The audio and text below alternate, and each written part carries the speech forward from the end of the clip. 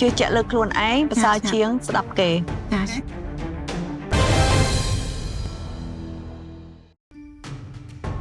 ចាសួស្ដីមេឡាអូខេមុនហ្នឹងដូចជាមានអ្នកជ្រុំច្រើនមែនតើអ្នកនៅខាងលើដោយសារវាជាលើកទី2សម្រាប់ខ្ញុំដែលខ្ញុំពាក់អៀមខ្មែរឆាប់គាត់ជួយជ្រុំច្រើនអញ្ចឹងល្អហើយឆាប់ប៉ុន្តែប្រាប់ច្រើនពេកវាវល់អញ្ចឹងបើខ្ញុំតែងតែនិយាយប្រាប់អ្នកទាំងអស់គ្នាថាជឿជាក់លើខ្លួនឯងប្រសើរជាងស្ដាប់គេ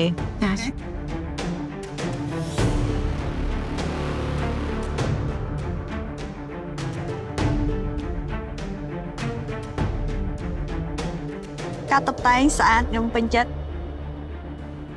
ចាអរគុណច្រើនធ្វើបានល្អអរគុណឆាប់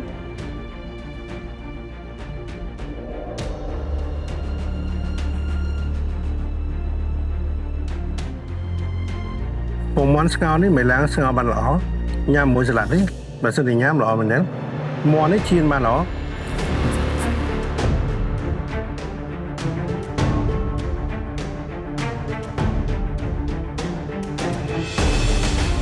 មេឡាគួរតែចូល